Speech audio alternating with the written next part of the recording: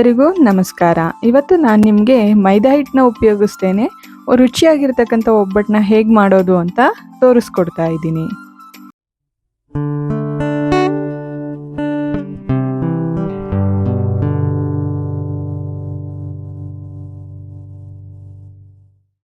ಎಲ್ಲರಿಗೂ ಅಮ್ಮನ ಪಾಕಶಾಲೆ ಯೂಟ್ಯೂಬ್ ಚಾನೆಲ್ಗೆ ಸ್ವಾಗತ. ಮೊದಲನೇದಾಗಿ ನಾನು ಈ ಕಪ್ ಅಳತೆನಲ್ಲಿ 1 ಕಪ್ಪಷ್ಟು ಕಡಲೆಬೇಳೆನ ತೊಗೊಂಡಿದ್ದೀನಿ. ಆ ಕಡಲೆಬೇಳೆನ ನಾನು ಒಂದು 3 ರಿಂದ 4 ಗಂಟೆವರೆಗೂ ನೆನೆಸಿಟ್ಟಿದ್ದೆ. ನೀವು ಇದನ್ನು ಡೈರೆಕ್ಟಾಗಿ ಕೂಡ ಹಾಗೇ ಮಾಡ್ಕೊಬೋದು ನೆನೆಸ್ತೇನೆ, ಆದರೆ ಅದು ಸ್ವಲ್ಪ ಬೇಯೋದಕ್ಕೆ ತಡ ಆಗುತ್ತೆ. ಈ ರೀತಿ ನಾವು ನೆನೆಸಿ ಮಾಡೋದ್ರಿಂದ ಬೇಳೆ ಕೂಡ ತುಂಬ ಚೆನ್ನಾಗಿ ಬೇಯುತ್ತೆ. ಈಗ ನಾನು ಒಂದು ಕುಕ್ಕರ್ಗೆ ಸ್ವಲ್ಪ ನೀರನ್ನು ಹಾಕೊತಾ ಇದ್ದೀನಿ. ನೀವು ಇದಕ್ಕೆ ಅಳತೆ ಅಂತ ಏನಿಲ್ಲ, ಒಂದು ಕಣ್ಣಳತೆಲೇ ನೋಡಿಕೊಂಡು ಸ್ವಲ್ಪ ನೀರನ್ನು ಸೇರಿಸ್ಕೊಳ್ಳಿ. ಈ ರೀತಿ ನೀರನ್ನ ಹಾಕಿ ಅದು ಸ್ವಲ್ಪ ಕಾಯೋದಕ್ಕೆ ಬಿಡಿ. ನಾನಿಲ್ಲಿ 1 ಕಪ್ ಮೆಜರ್ಮೆಂಟಲ್ಲೇ ಸ್ವಲ್ಪ ಬೆಲ್ಲನೂ ಕೂಡ ಈ ರೀತಿ ಪೌಡ್ರ್ ಮಾಡಿ ತೊಗೊಂಡಿದ್ದೀನಿ. ಕಡಲೆಬೇಳೆ ಯಾವ ಮೆಜರ್ಮೆಂಟಲ್ಲಿ ತೊಗೊಂಡಿದ್ರಿ ಅದೇ ಕಪ್ಪಲ್ಲಿ ಬೆಲ್ಲನ ಕೂಡ ತೊಗೋಬೇಕು. ಈಗ ನೀರು ಕೂಡ ಸ್ವಲ್ಪ ಕಾಯ್ದಿದೆ. ಈಗ ನಾವು ಅದಕ್ಕೆ ಒಂದು 2 ರಿಂದ 3 ಸಲ ತೊಳ್ಕೊಂಡಿರ್ತಕ್ಕಂಥ ಕಡಲೆಬೇಳೆನ ಸೇರಿಸ್ಕೊಳ್ಳೋಣ.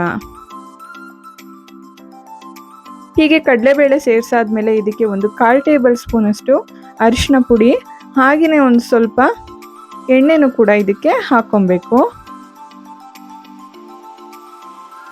ಈ ರೀತಿ ಅರಿಶಿನ ಹಾಗೆ ಎಣ್ಣೆನ ಹಾಕಾದ್ಮೇಲೆ ಒಂದ್ಸಲ ಚೆನ್ನಾಗಿ ಮಿಕ್ಸ್ ಮಾಡ್ಕೊಳ್ಳಿ.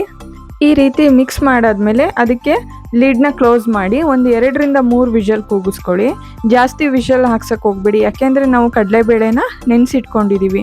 ನೀವೇನಾದರೂ ಕಡಲೆಬೇಳೆನ ನೆನೆಸ್ತೇನೆ ಹಾಗೆ ಡೈರೆಕ್ಟಾಗಿ ಮಾಡ್ತೀನಿ ಅನ್ನೋ ಹಾಗಿದ್ರೆ ಒಂದು 6 ರಿಂದ 7 ವಿಷಲ್ನಾದ್ರೂ ತೊಗೊಬೇಕಾಗತ್ತೆ. ಈಗ ಈ ರೀತಿ ಲಿಡ್ ಕ್ಲೋಸ್ ಮಾಡಿ ವಿಷಲ್ ಇದಾಗೋದಕ್ಕೆ ಬಿಡಿ. ನಾನಿಲ್ಲಿ ಒಂದು ಪ್ಲೇಟ್ಗೆ ನಾನು ಯಾವ ಅಳತೆನಲ್ಲಿ ಕಡಲೆಬೇಳೆ ತೊಗೊಂಡಿದ್ದೆ ಅದೇ ಕಪ್ ಅಳತೆನಲ್ಲಿ 2 ಕಪ್ಪಷ್ಟು ಗೋಧಿ ಹಿಟ್ಟನ್ನು ತೊಗೊತಾ ಇದ್ದೀನಿ. ನೋಡಿ, 2 ಕಪ್ಪಷ್ಟು ಗೋಧಿ ಹಿಟ್ಟು. ಈ ಗೋಧಿ ಹಿಟ್ಟಿಗೆ ನಾನು ಒಂದು ಅರ್ಧ ಟೇಬಲ್ ಸ್ಪೂನಷ್ಟು ಅರಿಶಿನ ಪುಡಿನ ಸೇರಿಸ್ಕೊತಾ ಇದ್ದೀನಿ. ಹಾಗೆಯೇ ಇದಕ್ಕೆ ಒಂದು ಸ್ವಲ್ಪ ಉಪ್ಪನ್ನು ಕೂಡ ಹಾಕೊತಾ ಇದ್ದೀನಿ. ಈಗ ಎಲ್ಲನೂ ಹಾಕಾದ್ಮೇಲೆ ಇದನ್ನು ಒಂದ್ಸಲ ಕ್ಲೀನಾಗಿ ಮಿಕ್ಸ್ ಮಾಡ್ಕೊಬೇಕು. ಉಪ್ಪು ಮತ್ತು ಅರಿಶಿನ ಪುಡಿ ಗೋಧಿ ಹಿಟ್ಟಿಗೆ ಎಲ್ಲ ಕ್ಲೀನಾಗಿ ಮಿಕ್ಸ್ ಆಗಬೇಕು. ಚೆನ್ನಾಗಿ ಒಂದ್ಸಲ ಮಿಕ್ಸ್ ಮಾಡಿಕೊಂಡು ಈಗ ಅದಕ್ಕೆ ನೀರನ್ನ ಸೇರಿಸ್ಕೊತ ಕಲಿಸ್ಬೇಕು. ಒಂದೇ ಸಲ ನೀರನ್ನ ಹಾಕೋದಕ್ಕೆ ಹೋಗ್ಬೇಡಿ, ಸ್ವಲ್ಪ ಸ್ವಲ್ಪನೇ ನೀರನ್ನ ಹಾಕೊತ ಕಲಿಸ್ತಾ ಇದು ಮಾಡ್ಕೊಳ್ಳಿ. ಇದು ನಾವು ಚಪಾತಿ ಹಿಟ್ಟಿಗಿಂತ ಸ್ವಲ್ಪ ತೆಳ್ಳಗೆನೆ ಕಲಿಸ್ಕೊಬೇಕು. ನೋಡಿ, ಇಷ್ಟು ಇದಾದರೆ ಸಾಕು. ಇದು ಸ್ವಲ್ಪ ಅಂಟು ಥರನೇ ಇರುತ್ತೆ, ಏನೂ ಆಗಲ್ಲ. ನಾವು ಇದನ್ನು ಈಗ ನೆಕ್ಸ್ಟು ಒಂದು ಈಗ ಮಾಮೂಲಿ ಸ್ಲ್ಯಾಬ್ ಇರುತ್ತಲ್ಲ ಕಲ್ಲು ಮೇಲೆ, ಅದ್ರ ಮೇಲೆ ಹಾಕ್ಕೊಂಡು ಒಂದು ಸ್ಪೂನಷ್ಟು ಎಣ್ಣೆ ಹಾಕ್ಕೊಂಡು ಚೆನ್ನಾಗಿ ನಾದ್ಕೊಬೇಕು. ನಾವು ಮೇಯ್ನ್ ಮಾಡಬೇಕಾಗಿರೋದೇ ಇದು. ಮೈದಾ ಹಿಟ್ಟಿಗಾದರೂ ಸರಿ, ಗೋಧಿ ಹಿಟ್ಟಿಗಾದರೂ ಸರಿನೇ, ನಾವು ಮೊದಲು ಹಿಟ್ಟನ್ನು ಚೆನ್ನಾಗಿ ನಾವು ಎಷ್ಟು ನಾದುತ್ತೀವೋ ಅಷ್ಟು ಸಾಫ್ಟಾಗಿ ಬರುತ್ತೆ ಹೋಳಿಗೆ. ಇದನ್ನು ಒಂದು 1/4 ಗಂಟೆ ಏನಾದರೂ ಚೆನ್ನಾಗಿ ಹಿಟ್ಟನ್ನು ನಾದ್ಕೊಬೇಕು. ಈಗ ನೋಡಿ, ನಿಮಗೇ ಗೊತ್ತಾಗ್ತಾ ಇದೆ ಅದ್ರ ಟೆಕ್ಸ್ಚರ್ ಹೇಗಿದೆ ಅಂತ. ಈ ರೀತಿ ಮುಟ್ಟಿದ್ರೆ ಹಿಟ್ಟು ಕೈಗೆ ಅಂಟ್ಕೊಬಾರ್ದು. ನೋಡಿ, ತುಂಬ ಸಾಫ್ಟಾಗಿದೆ. ಇಷ್ಟ ಆಗಿದ್ದರೆ ಸಾಕು. ಇದನ್ನು ಒಂದು ಬೌಲ್ಗೆ ಹಾಕಿ ಸ್ವಲ್ಪ ಎಣ್ಣೆ ಹಾಕಿ ಒಂದು ಪ್ಲೇಟ್ನ ಕವರ್ ಮಾಡಿಬಿಟ್ಟು 1 ಅವರ್ ಆದ್ರೂ ಹಾಗೇ ನೆನೆಯೋದಕ್ಕೆ ಬಿಡಿ.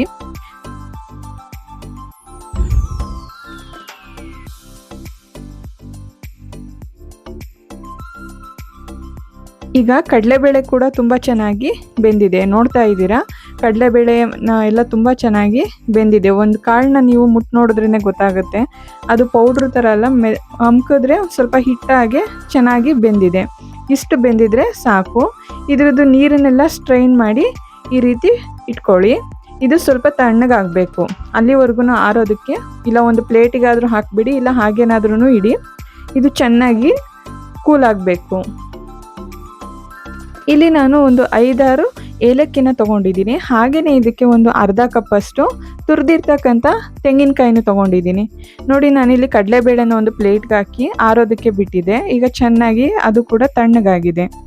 ಈಗ ಈ ಮಿಕ್ಸಿ ಜಾರಿಗೆ ನಾನು ಸ್ವಲ್ಪ ಕಡಲೆಬೇಳೆ, ಹಾಗೆಯೇ ಅದಕ್ಕೆ ಸ್ವಲ್ಪ ಕಾಯಿ ತುರಿ, ಏಲಕ್ಕಿ ಹಾಗೆ ಬೆಲ್ಲನ ಸೇರಿಸಿ ನೀರು ಹಾಕ್ತೇನೆ ಚೆನ್ನಾಗಿ ಅದನ್ನು ಗಟ್ಟಿಯಾಗಿ ರುಬ್ಕೊಬೇಕು. ನೀರು ಮಾತ್ರ ಯಾವುದೇ ಕಾರಣಕ್ಕೂ ಸೇರಿಸ್ಬೇಡಿ.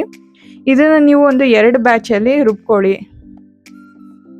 ಒಂದೇ ಸಲ ಹಾಕೋಕೆ ಹೋದರೆ ಮಿಕ್ಸಿ ಕೂಡ ಆಫ್ ಆಗುತ್ತೆ. ಅದಕ್ಕೋಸ್ಕರನೇ ಒಂದು 2 ಬ್ಯಾಚಲ್ಲಿ ನೀವು ಅದನ್ನು ಚೆನ್ನಾಗಿ ಪೇಸ್ಟ್ ಮಾಡ್ಕೊಳ್ಳಿ. ಒಂದು ಸ್ವಲ್ಪ ಗಟ್ಟಿಗೆನೆ, ಯಾವುದೇ ಕಾರಣಕ್ಕೂ ನೀರು ಕೂಡ ಹಾಕೋದಕ್ಕೆ ಹೋಗಬೇಡಿ. ಈ ರೀತಿ ನೋಡಿ, ಈ ರೀತಿ ಹೂರಣನ ತಯಾರು ಮಾಡ್ಕೊಳ್ಳಿ. ನಿಮ್ಗೇನಾದರೂ ಬೆಲ್ಲ ಜಾಸ್ತಿಯಾಗಿ ಸ್ವಲ್ಪ ಹೂರಣ ಏನಾದರೂ ತೆಳುಗಿತ್ತು ಅಂತ ಅಂದರೆ ಈ ರೀತಿ ಮಾಡ್ಕೊಳ್ಳಿ.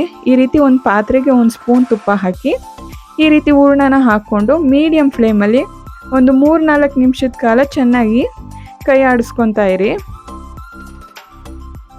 ನೋಡಿ, ಈ ರೀತಿ ಚೆನ್ನಾಗಿ ಬೇಯಿಸ್ಕೊಬೇಕಾಗುತ್ತೆ. ಆವಾಗ ನಿಮಗೆ ಒಂದು ಹದನೂ ಬರುತ್ತೆ. ಹಾಗೆಯೇ ಇದಕ್ಕೆ ಸ್ವಲ್ಪ ಜಾಯಿಕಾಯಿ ಪುಡಿನ ಸೇರಿಸ್ಕೊಳ್ಳಿ. ಈ ಜಾಯಿಕಾಯಿ ಪುಡಿ ಹಾಕೋದ್ರಿಂದ ನಿಮ್ಮದು ಹೋಳಿಗೆ ಟೇಸ್ಟು ತುಂಬ ಚೆನ್ನಾಗಿ ಬರುತ್ತೆ. ಒಂದ್ಸಲ ಟ್ರೈ ಮಾಡಿ ನೋಡಿ, ಇದ್ರ ಟೇಸ್ಟ್ ತುಂಬ ಚೆನ್ನಾಗಿರುತ್ತೆ. ಅದಕ್ಕೆ ಸ್ವಲ್ಪ ಜಾಪತ್ರೆನೂ ಕೂಡ, ಅಂದರೆ ಇದು ಹೂ ಬರುತ್ತಲ್ಲ, ಅದನ್ನು ಕೂಡ ನೀವು ಮಿಕ್ಸ್ ಮಾಡಿ ಹಾಕೊಬೋದು.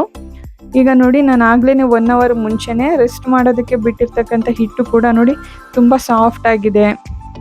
ಹಾಗೆಯೇ ಇದು ಹೂರಣನೂ ಕೂಡ ತುಂಬ ಸಾಫ್ಟ್ ಆಗಿದೆ.